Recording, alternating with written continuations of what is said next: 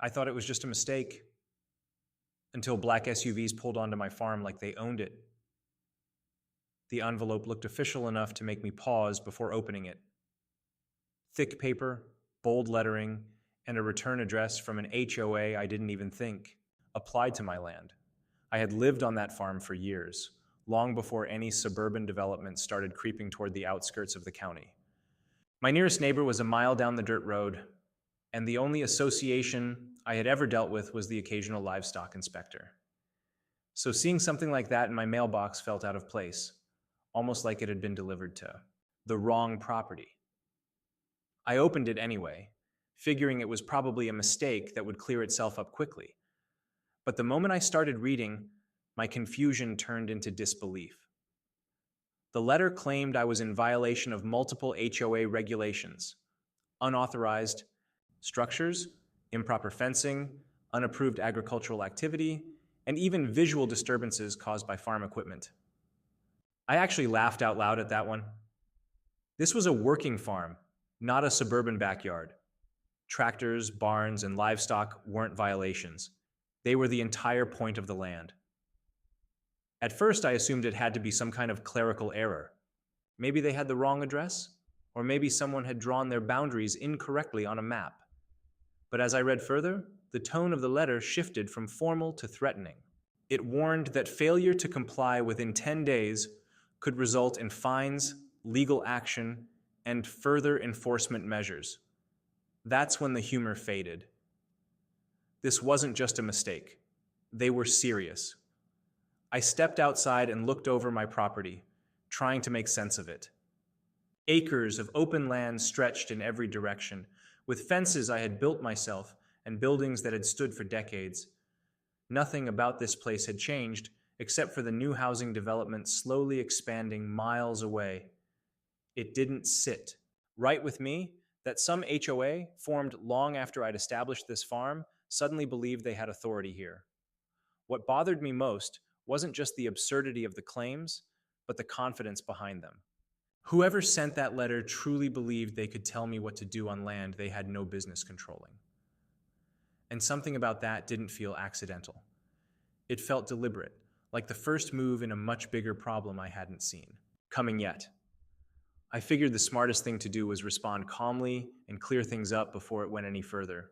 I drafted a simple reply, pointing out that my property was not part of any HOA jurisdiction and had been established long before their development even existed. I included copies of my land records and a county map showing the boundaries. To me, it was straightforward. A mistake had been made, and once they saw the facts, it would be over. But it didn't end there. A few days later, I received an email that made it clear they weren't backing down. The tone was colder this time, more direct. They acknowledged receiving my documents, but claimed their expanded jurisdiction covered surrounding properties that impacted community standards. According to them, my farm, my fences, my barns, even my animals were affecting the aesthetic value of their neighborhood. I read that line twice, trying to decide if it was some kind of joke. It wasn't. From that point on, the messages kept coming. Emails turned into certified letters, each one more aggressive than the last. They started listing out supposed violations in detail, attaching photos that had clearly been taken from the edge of my property, or maybe even from a drone. That part didn't sit right with me at all.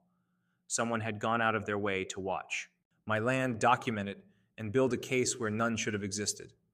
Then came the fines. They began issuing penalties as if I had already agreed to their authority. Hundreds of dollars at first, then escalating into thousands. Each notice had a deadline. Each deadline came with threats, liens, legal action, forced compliance.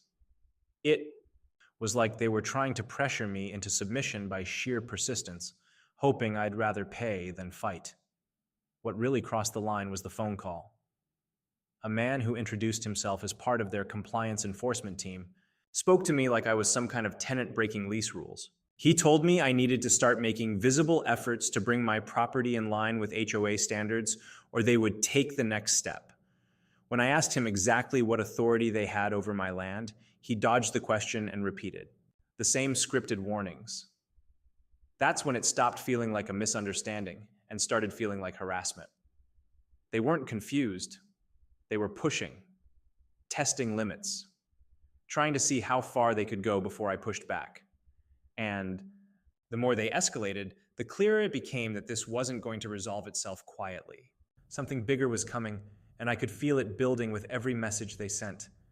It happened early in the morning, just after sunrise, when the air was still quiet and the only sounds came from the animals stirring for the day. I was out, near the fence line, checking on a loose post when I noticed a cloud of dust rising from the dirt road leading to my property. At first, I thought it might be a delivery or maybe someone who had taken a wrong turn. That road didn't get much traffic, especially not at that hour, but then the vehicles came into view. Two black SUVs rolled in slowly, followed by a white pickup truck with some kind of logo on the side I couldn't make out from a distance. They didn't stop at the gate like any normal visitor would.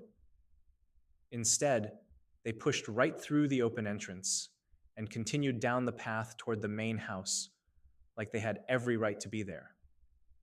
That alone was enough to put me on edge. Set my tools down and walked toward them, keeping my pace steady. By the time I got close, 4 people had already stepped out. They were dressed in matching polos and khaki pants, holding clipboards and tablets, looking more like corporate inspectors than anything else. One of them glanced at me briefly before turning back to his screen, as if I were just another item on a checklist. Then one of them finally spoke up, introducing themselves as an HOA patrol team. The phrase sounded ridiculous out here, but they said it with complete seriousness. According to them, they were there to conduct an on-site compliance inspection based on my ongoing violations. Without waiting for any kind of acknowledgement, they started walking around, taking photos, pointing at structures, even making notes about my fencing and equipment.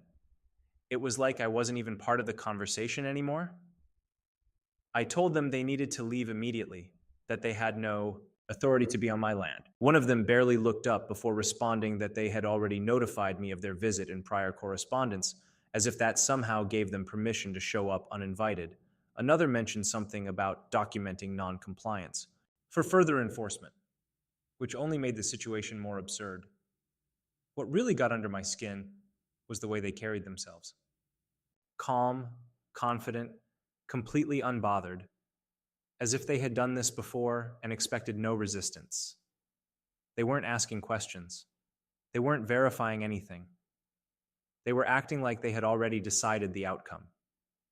Standing there, watching strangers walk across my property, taking pictures and making notes like they owned the place, something shifted. This wasn't just overreach anymore. They had physically stepped onto my land and crossed a line that couldn't be ignored. And judging by how comfortable they seemed, they clearly didn't expect what was about to happen next. I didn't raise my voice, and I didn't rush toward them.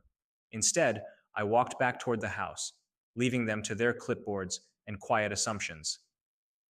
If they thought I was just going to argue in circles while they documented whatever they wanted, they had misread the situation completely. This wasn't something I needed to handle emotionally. It was something I had prepared for long before they ever showed up. Inside, I grabbed a folder I kept in the same drawer for years. It wasn't anything dramatic, just paperwork. Deeds, surveys, county records, correspondence, all neatly organized and dated. I had learned a long time ago that when it comes to land, the only thing that matters is what's on record. Opinions don't count, threats don't count, and neither do clipboards carried by people who think authority can be claimed just by showing up. When I stepped back outside, they were still moving around, taking photos of my barn and pacing along the fence line like they were building a case. I called out to them, not loudly, just enough to get their attention. This time, when they turned, I could see a hint of irritation, like I was interrupting their process. I walked up to the one who seemed to be in charge and handed him a copy of the official county map along with my property deed. I pointed directly to the boundary lines, clearly marked and filed long before their development ever existed. Then I showed him the section that confirmed my land was not, and had never been, part of any HOA jurisdiction. It wasn't complicated. It was all right there in black and white. For the first time since they arrived, the confidence on his face shifted. Not completely, but enough to notice. He glanced at the others, and suddenly the quiet rhythm of their note-taking slowed. I didn't stop there. I mentioned that I had already spoken with the county office and that any further trespassing or harassment would be documented and forwarded to the appropriate authorities. I made it clear that showing up uninvited and conducting inspections on private land without legal standing wasn't just overstepping. It could carry consequences. That's when the dynamic changed. They weren't as relaxed anymore. The casual way they had been walking around started to tighten into something more cautious. One of them quietly put their tablet down. Another stopped taking photos altogether. They didn't argue like I expected.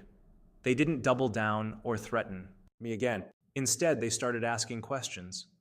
Different questions this time, slower ones, like they were trying to figure out where things had gone wrong. And in that moment, it was clear. They hadn't expected resistance backed by facts. They hadn't expected someone who knew exactly where the line was and was willing to hold it. They didn't leave right away, but the shift was obvious. The same people who had stepped onto my land with quiet confidence were now standing closer together, speaking in low voices, glancing between the documents in their hands and the property around them like they were seeing it differently for the first time. The man who had introduced himself earlier cleared his throat and said they would need to review this information with their office. It wasn't an apology, but it was as close as they were willing to get in that moment. Within a few minutes, they gathered their things and headed back toward their vehicles. No more photos, no more notes. Just a quick, quiet exit that felt very different from the way they had arrived. I stood there and watched them go, the dust trailing behind their SUVs again, but this time it didn't feel like an intrusion. It felt like something had been settled, even if it wasn't fully over yet. A week passed without a single email or letter, which was the longest silence since this whole thing had started. Then, finally, another envelope showed up. Same letterhead, same official look, but the tone inside had changed completely. This time, it stated that after further review, my property had been determined to fall outside of their jurisdiction. All previous violations, fines, and enforcement actions were being withdrawn. There was no admission of wrongdoing, no acknowledgement of how far they had pushed things. Just a carefully worded conclusion meant to close the matter. But it didn't end there. Not long after, I started hearing from a few people who lived in that nearby development. Word had gotten around about what happened, and apparently, I wasn't the only one who had been dealing with aggressive enforcement tactics. My situation had just been the first time someone pushed back hard enough to expose it. Questions started being asked within their own community, and from what I heard, the HOA board wasn't enjoying the attention. In the end, what they tried to turn into a show of authority became something else entirely. They had overreached, stepped onto land they didn't control, and backed off the moment they were confronted with facts they couldn't ignore. For me, it meant getting back to the quiet routine of farm life. For them, it left a mark, a reminder that not everyone is willing to be pressured into compliance, and that authority doesn't come from threats or uniforms, but from truth that can actually stand its ground.